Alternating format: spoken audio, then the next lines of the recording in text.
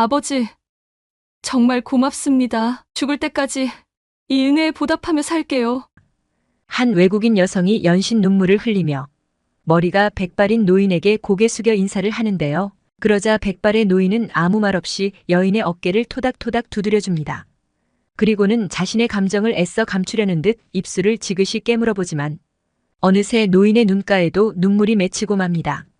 자신의 조그만 도움으로 죽어가던 한 생명을 살려낸 노인은 여인에게 삶이란 고난과 역경의 연속이다. 어떠한 상황이 오더라도 반드시 가슴속에 희망을 버리지 말아야 할 것이다. 힘내라 아가. 너는 내 딸이다. 노인은 따뜻한 미소를 지으며 여인을 바라보고 고개를 끄덕이는데요. 여인과 백발의 노인은 무슨 일로 눈물을 흘리고 있는 것일까요? 오늘 들려드릴 내용은 베트남에서 한국으로 출가한 뚜에니 씨의 사연을 재구성한 이야기입니다. 제보자의 사적 보호를 위해 영상의 이름은 가명임을 알려드립니다. 영상을 시작하기 전 구독과 좋아요는 영상 제작에 큰 힘이 됩니다. 안녕하세요. 저는 베트남에서 한국으로 온 뚜엔이라고 합니다. 제가 태어난 베트남은 흔히 사람들이 알고 있는 다낭, 호찌민, 하노이 같은 관광지나 발전된 도시가 아닌 베트남 사람들도 잘 모르는 아주 시골 중의 촌구석입니다. 여느 베트남 농촌 사람들처럼 저희 가족도 농사를 중심으로 살고 있었지만 항상 힘들었으며 가난한 환경에서 벗어나지 못했었지요. 저는 6남매 중 장녀인데요. 제 밑으로 여동생 3명과 남동생 2명이 있고 아버지는 제가 17살 때 암으로 돌아가셨습니다. 6남매를 먹이고 살아야 되는 어머니는 항상 피곤하고 힘드셨지만 내색 한번 하지 않고 저희들을 위해 최선을 다해서 뒷바라지를 하셨는데요. 하지만 아시는 것처럼 베트남의 기본소득은 매우 적고 더구나 농촌 지역에서 벌어들일 수 있는 수입은 도시 사람들보다 턱없이 부족했기 때문에 저희 가족들은 먹고 싶은 것이나 사고 싶은 것 등을 솔직하게 한 번도 해본 적이 없었죠. 하지만 어려운 가정에서 태어나 생활을 하다 보니 누가 가르쳐주지 않아도 빠르게 익숙해지는 게 있었는데 바로 눈치라는 거였어요. 항상 부족하고 힘든 생활이었기 때문에 일찍 철이 들어 자신이나 주변 상황에 대해서 빠르게 이해를 하고 적응을 하게 되었죠. 또한 일찍 철이 들고 깨닫는 과정에서 삶의 여러 부분들을 잘 인내하고 참는 능력도 자연스럽게 생기는 것 같았어요. 저는 학교를 졸업하고 마을에서 조금 떨어진 공장에서 일을 하며 어머니를 도와 가족을 부양했습니다. 하지만 항상 돈은 부족했었죠. 그것도 아주 많이 말이에요. 그 시기 국제 결혼을 하는 베트남 여성들이 많았습니다. 솔직하게 사랑해서 하는 결혼보다 저보다 잘 사는 남자를 만나 어느 정도 경제적 도움을 받고 싶어서 결혼을 하는 경우가 상당히 많았습니다. 저 역시 국제 결혼을 생각했을 때 그런 부분을 생각하지 않았다는 건 거짓말이고 어느 정도 도움을 받아 어머니와 형제들에게 힘이 되고 싶었던 건 사실이니까요. 당시 한국으로 시집을 가서 잘 살고 있는 여성들이 많았기에 저 역시 여유가 있는 한국 사람과 결혼을 생각하고 있었습니다. 남편은 저와 띠 동갑인 12살 차이가 났는데요. 처음 중개업체에서 남편 나이를 알려줬을 때 저는 순간 깜짝 놀랐죠. 왜 내가 12살이나 많은 아저씨랑 결혼을 해야 되냐라는 생각에 그냥 싫었고 회의감이 왔던 게 사실입니다. 하지만 업체 관계자는 정말 사람 좋고 진솔하고 열심히 자기 일을 하는 사람이라 저하고 잘 어울린다고 하는 겁니다. 당연히 결혼정보업체 사람들은 자신들이 보여주고 싶고 듣기 좋은 말만 한다는 사실을 알고 있었습니다. 그럼에도 워낙 좋은 사람이니 반드시 만나보라는 말에 저는 속는 셈 치고 나가보기로 했죠. 남편을 처음 본 그날을 지금도 잊을 수가 없는데요. 솔직히 처음 딱 보는 순간 못생겼다는 생각부터 들었어요. 저 역시 여자라 잘생긴 사람을 보면 기분이 좋고 설레기 때문에 실망이 들었던 건 사실입니다. 처음 5분간은 그냥 자리에서 일어나고 싶었죠. 나이도 많은 데다 얼굴도 못생겼고 몸도 너무 말라서 도저히 같이 있기가 불편했거든요. 하지만 남편은 처음부터 베트남 여자와 결혼을 생각했는지 매우 어설프게 베트남어로 저에게 말을 하는 겁니다. 저는 순간 놀라고 당황했지요. 하지만 수줍고 어색한 남편의 말을 듣는 순간 어색한 분위기에서 재미있다는 생각으로 바뀌었는데요. 남편은 어설픈 베트남어로 자신은 여자들이 보기에 인물도 못생겼고 몸도 말라서 분명히 매력 없다는 건 잘 알고 있다고 했습니다. 하지만 외모는 비록 볼품없지만 마음만은 어느 누구보다 순수하고 열정이 있으며 무엇보다 자신과 결혼을 하는 사람에게는 풍족하지는 못하더라도 속을 썩이는 일은 없을 거라며 좋은 남편이 될 준비가 되어 있다고 말을 하는 겁니다. 그러면서 저를 쳐다보며 얼굴이 붉어지는데 순간 웃음이 나와버렸고 이 사람 정말 순수하다는 생각이 들었습니다. 그때부터 이상하게 남편의 외모는 전혀 눈에 들어오지 않았으며 비호감에서 살짝 호감으로 바뀌는 놀라운 반전이 일어나 버렸죠. 남편은 보일러 기술자였고 항상 자신의 일에 자부심을 가지고 열심히 살아가는 성실한 사람이었습니다. 현재는 아버지와 같이 살고 있고 어머니는 어릴 때 돌아가셨다고 했습니다. 결혼을 전제 조건으로 하는 만남이었기에 저희들은 한 달 후에 결혼을 했고 경기도 외곽에서 신혼 살림을 시작했는데요. 남편은 결혼 전에 아버님과 같이 살았는데 제가 함께 살아도 괜찮다고 했는데도 아버님은 아니다. 젊은 신혼부부가 편하게 생활을 하려면 내가 있는 게 불편하다. 그리고 나 역시 혼자 이것저것 할 일도 많으니 내 걱정은 말고 따로 살아라. 그게 서로에게 좋을 것 같다. 그렇게 저희는 하는 수 없이 아버님 집 근처에 집을 구해서 신혼생활을 시작했습니다. 그리고 고맙게도 남편은 제가 말을 하지 않았는데도 저의 베트남 집에 경제적 도움을 주었는데요. 그것도 매달 일정하게 베트남으로 돈을 보내서 어머니와 동생들에게 적지 않은 힘이 되었습니다. 그런 남편의 배려와 고마움에 미안하기도 하고 고맙기도 했는데 눈치 빠른 남편은 익숙해진 베트남어로 처음 만났을 때 역경과 어려움이 있으면 같이 나누고 희생한다는 생각은 변함이 없다는 말을 할 때 저는 너무 고마워서 남편에 대한 신뢰와 존중이 커졌습니다. 하지만 한국에서 결혼 생활은 생각보다 순조로운 것만은 아니었습니다. 제 관점으로 볼 때 한국 사람들의 이중적인 사고방식에 이해가 되지 않는 부분이 많았고 스트레스도 심했습니다. 한국은 국가 수준에 따라 대우를 달리 한다는 걸 느낄 수 있었는데요. 유럽이나 일본 사람과 결혼을 하면 이해하고 존중을 하면서도 유독 동남아 개발도상국 출신들과의 결혼은 그다지 시선이 좋지 않았던 것 같았습니다. 더 솔직히 말하면 동남아 사람들을 아래로 보고 무시하는 경우가 많아서 마음의 상처를 받은 적이 많았거든요. 그럴 때마다 아무 잘못이 없는 남편이 미안하다며 저의 마음을 풀어줬고 저는 어느덧 한국 사람들을 경계하게 되었습니다. 하지만 제가 겪은 마음의 상처는 아무것도 아니었죠. 결혼을 하고 이듬해에 연년생으로 아들, 딸을 낳았는데 유치원 때까지는 별 문제가 없었지만 초등학교 입학을 하고부터 문제가 생기기 시작했습니다. 학교 입학식에 참석했을 때부터 같은 반 아이들이 너네 엄마 베트남 사람이야 라는 말을 들었고 아이는 그때까지만 해도 별 생각 없이 대수롭지 않게 지나갔지만 4학년 때부터 친구들의 집요한 괴롭힘과 따돌림으로 급기야 아들이 학교를 가지 않고 PC방에서 하루 종일 보내고 온 일이 벌어진 겁니다. 담임 선생님으로부터 전화가 와서 아들이 학교에 결석한 이야기를 듣고 동네를 돌아다니며 찾다가 멀리서 걸어오는 아들을 보고 한 걸음에 달려가 너 어디서 뭐 하다 온 거야 라고 다그쳐 물었습니다. 아들은 잔뜩 겁을 먹은 채 PC방에 있었다고 말하자 저는 순간 화가 나서 손으로 아이의 엉덩이를 마구마구 때렸습니다. 아들은 울면서 저보고 튀기, 동남아 거지 새끼라고 놀린다며 학교에 가기 싫다면서 그동안 참았던 눈물을 펑펑 흘리는 겁니다. 얼마나 마음속이 골맞는지 엉엉 울면서 다시는 학교에 안 갈 거라는 소리를 듣고 저는 앞이 캄캄했습니다. 아들의 말이 제 가슴을 송곳처럼 찌르는 듯이 후벼 파는 듯 했고 갈퀴갈퀴 찢어지는 듯한 고통이 밀려오기 시작했습니다. 아들을 데리고 집으로 오자마자 혹시 한 살 아래 딸도 그럴까 싶어서 딸에게 학교에서 괴롭히는 친구들이 있냐고 물으니 그제서야 딸도 참았던 울음을 터뜨리며 얘기를 하더라고요. 학교에서 친구들이 너희 베트남 사람은 쥐도 요리를 해서 먹는다면서 진짜냐고 물어봤다고 합니다. 딸이 아무 말을 못하자 주위 급식하는 친구들이 쥐도 먹으니 여기 반찬은 완전히 진수성찬이네 많이 먹어라며 놀렸다고 했습니다. 저는 그 말을 듣고 너무 놀라고 충격받아서 아무 생각이 나지 않았습니다.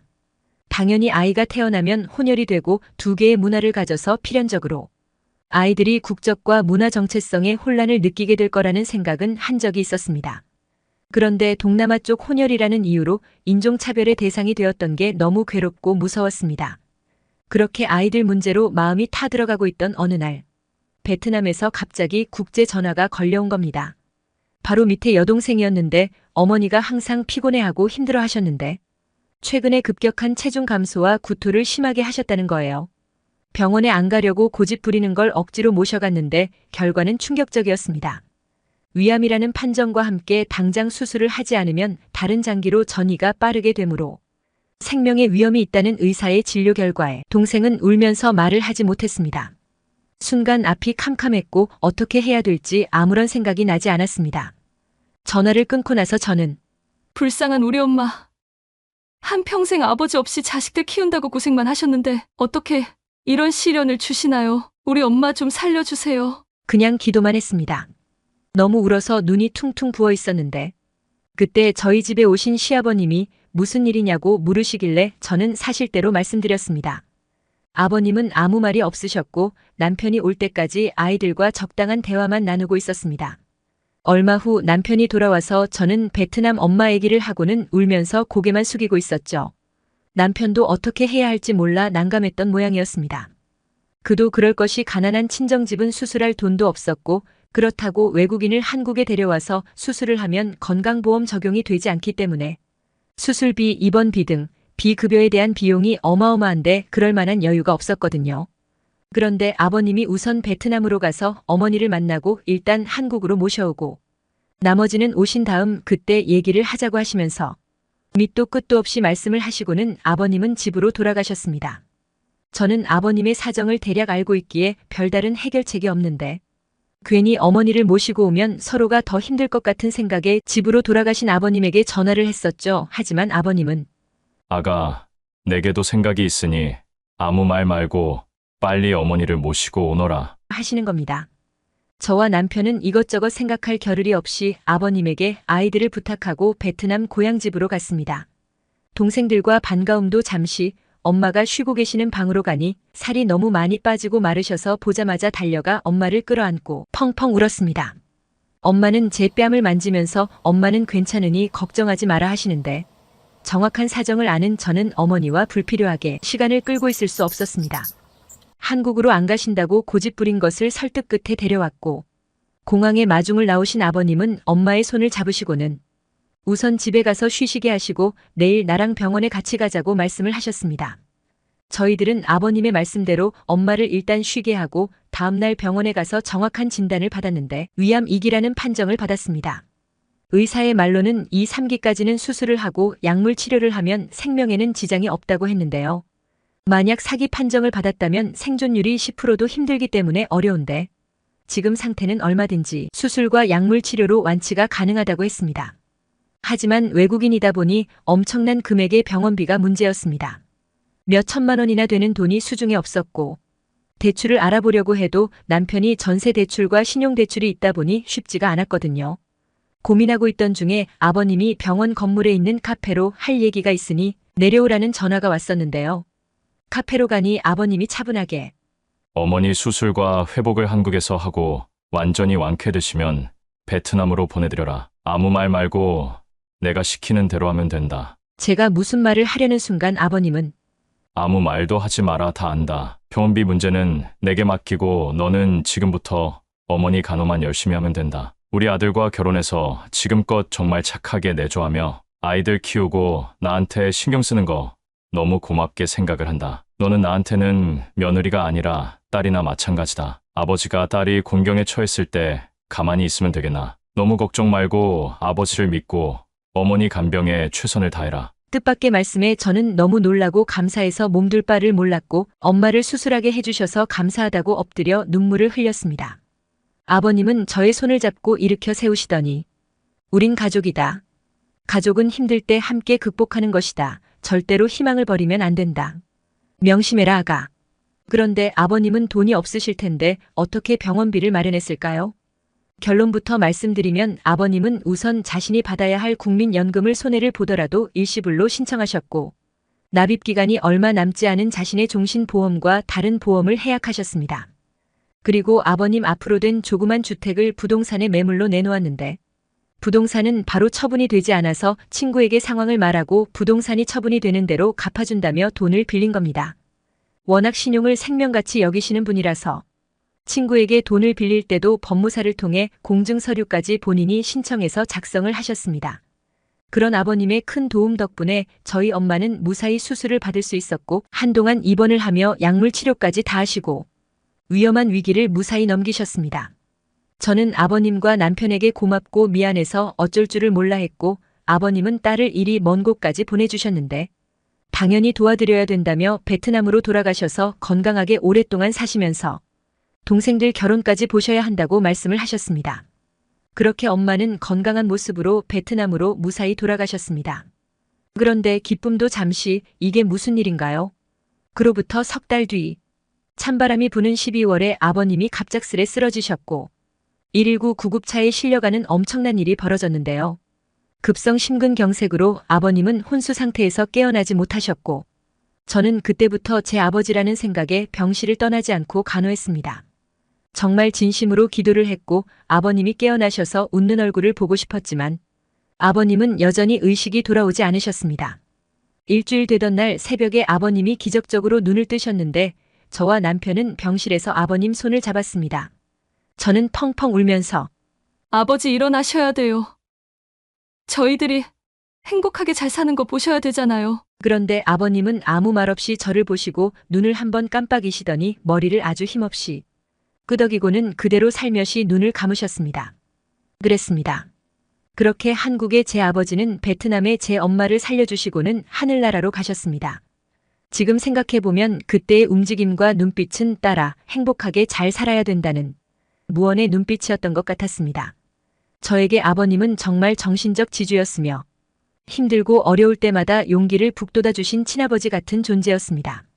평소 저희에게 혹시 내가 죽거든 나는 꼭 화장을 해서 내 유골을 조용한 곳에 뿌려달라는 말씀이 생각이 나서 저희는 아버님을 아담한 나무 밑에 수목장으로 편히 쉴 수 있게 해드렸습니다. 그리고는 저희는 큰 결심을 했습니다. 한국을 떠나 미국으로 이민을 가기로요. 한국에서도 살 수 있었지만 아무래도 다문화 가정의 시선이 힘들고 극복하기에 여러 가지 제약이 있을 거라 생각해서 과감하게 선택을 했습니다. 그리고 남편의 보일러 기술이 미국에서는 한국보다 더 좋은 처우와 엔지니어로서 가치를 높게 평가를 해준다고 해서 크게 마음을 먹고 미국으로 이민을 결정했습니다. 그리고 아버님이 저에게 늘 하신 말씀 중에 가슴에 항상 희망을 품고 있어야 한다. 희망을 버리는 순간 삶에 대한 의욕이 없어진다는 말씀을 가슴 깊이 새기면서 우리 가족은 미국으로 떠났습니다. 이민 생활 11년째 저는 조그만 하노이식 국수집을 하고 있으며 현재 저희들은 미국에서 무난하게 자리를 잡았고 아이들은 둘 다 대학에서 각자가 하고 싶은 분야를 공부하며 지내고 있습니다. 이민 초에 언어, 문화, 생활 등 모든 부분에서 힘들고 괴로웠지만 아버님이 말씀해 주신 희망을 품고 하나하나 극복을 해나갔습니다. 덕분에 저희는 아주 조그만 집도 마련하고 한 번씩 외식과 가족 여행을 할 수 있는 정도의 작은 행복으로 평범하게 살아가고 있습니다. 무엇보다 이제는 아이들도 다 크고 하니 마음이 안정되어서 큰 걱정 없이 지내고 있습니다. 한국을 생각하면 미움과 애증이 교차하는 것 같은데요. 특히 아버님 기일이 돌아오는 찬바람 부는 12월이 되면 가슴이 뭉클해지고 더욱더 한국의 아버지가 그리워집니다. 항상 저를 친딸로 신경을 써주셨던 따뜻하고 은혜로우셨던 아버지. 고맙고 감사합니다. 그리고 사랑합니다. 저의 얘기는 여기까지입니다. 시청해주셔서 감사합니다.